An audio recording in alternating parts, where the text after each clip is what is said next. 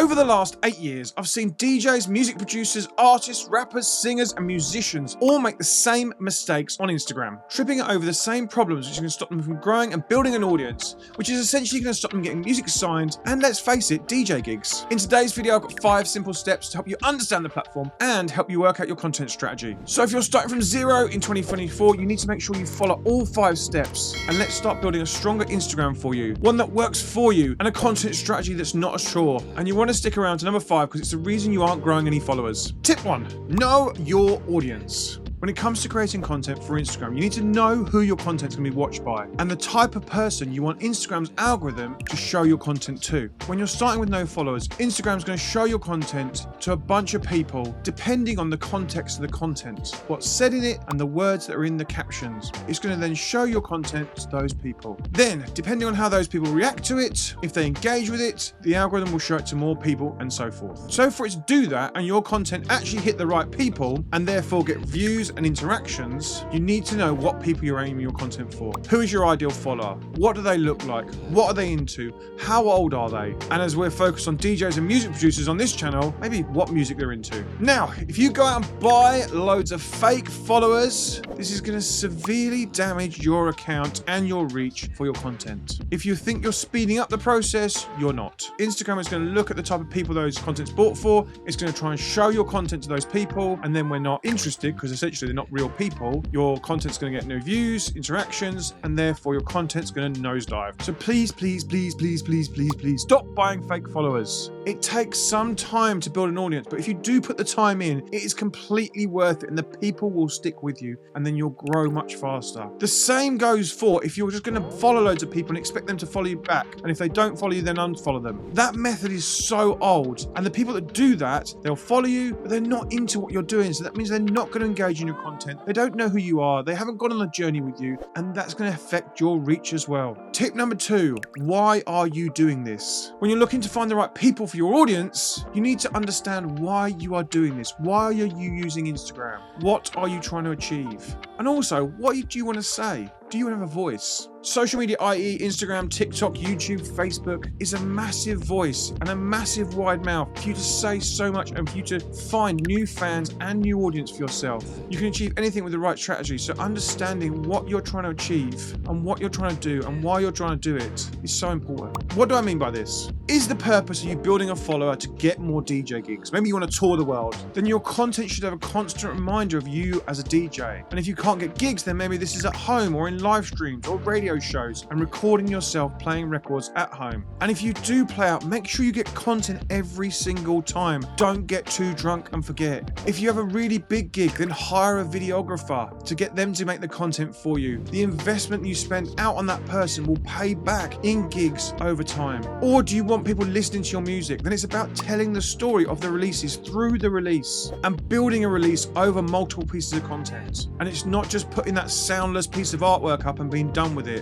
That's just pony. Do you want to build yourself as an expert producer? Your focus then should be about being in the studio. If you aren't bothered about being the touring DJ and just being the music producer, then your content should be about production tips, breakdowns, how-tos, studio shots, and hardware reviews. Knowing these whys will help you then choose the right calls to action to get the best and the most value out of that content for yourself and the best results. It will then focus your content and help you make the right content for your page. Now, you could be a mix of all 3 of these and others, working out your why, and it will help you plan that content so you get the most out of it. Tip number 3, reference. My music producer friends will know what reference is when it comes to making music. Now, for my DJing friends that haven't started producing yet, essentially you take a track, maybe it's one of the tracks of a label you want to be on, and you put that at the top of your door, and essentially you use it as a reference point. Where do the drops happen? Where do the drums come in? Where do the synths happen? And essentially by having that plan laid out for you, you can then use your own sounds to make your own track on the basis of a track you know that's done well. Well, you can do the same with content. When we're thinking about content for our own self, there's only so many ways to make content. So let's look at what the popular artists in your space are doing,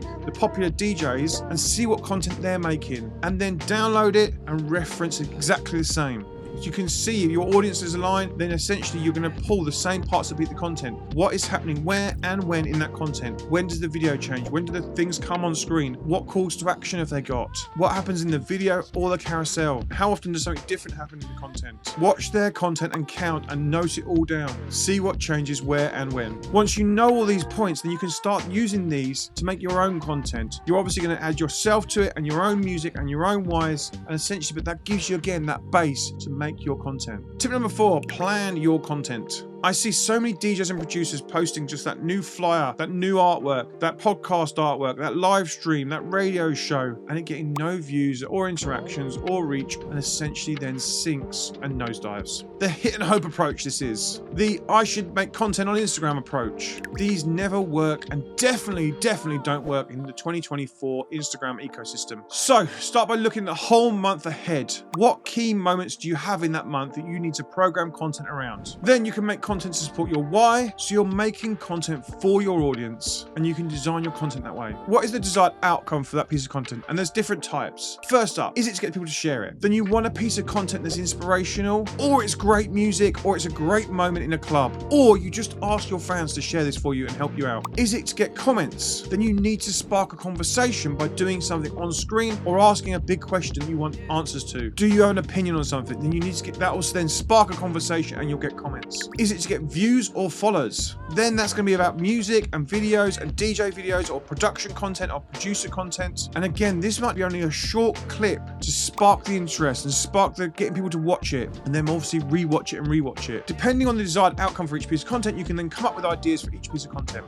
I try to mix mine up so I'm not doing too much all the time. For instance, shares and comments, you might do them less because essentially if you're asking people to share stuff all the time, they're not going to. If you're starting to start a conversation around a big topic, people might not get involved every time. Sometimes it might be just a case of them watching it and it's about views and watch time. Then you can batch make your content for the week, or even further, the whole month, depending on if you've got a day, maybe a few days. Do all that and batch make your content. This is what my course member Pee-wee did last January. And when I spoke to him about it on my Twitch stream, which you can watch back here, which I'll link above and below, he spoke about how he made his whole content strategy for 3 months.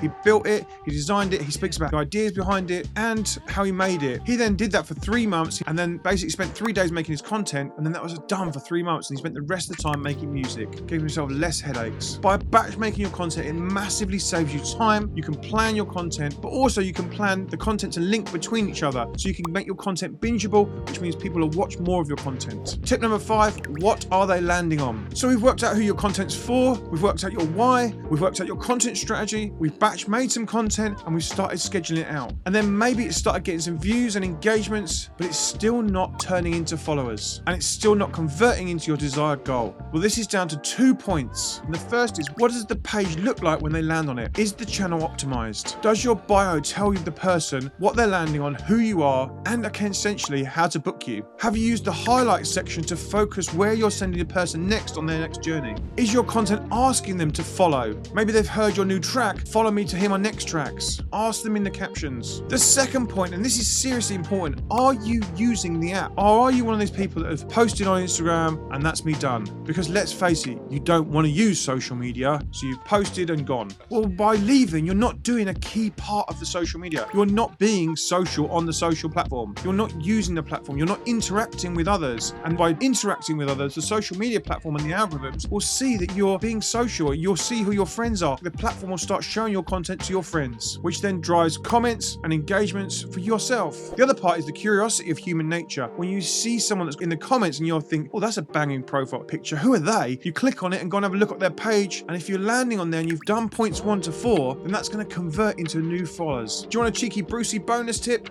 I have a mental checklist of to-dos that I need to do before I post each post. I need to make sure each post ticks these boxes before I click the post button. These include saving the reel to my camera roll in case Instagram dies mid-post. It includes making a duplicate of the video in my draft so that I can reuse that content again down the line. It includes adding locations and topics and captions, and maybe you set up a collaboration with another page, tagging the right people, changing the name of the audio so it lines up to your new track, so preview and give you a little cheeky name drop, and adding the calls to action to the post. And all these things I do before I press the post to make sure I maximize the chances of that piece of content. I've added the checklist to my free download ebook. The ebook will help you define your Instagram strategy further and help you understand the platform even more. And I'll put that in the link in the caption and descriptions. Go and grab it today. Now you've started and you're getting your content moving, if you want to grow even quicker, then you need to watch this video next. It's another 4-step process to speed up your growth on Instagram. It's going to help you get more followers this year as well. Before we jump over there, don't forget to give this video a like, comment on the video. It really helps the growth of my videos. And don't forget, if you've enjoyed this video, subscribe to the channel.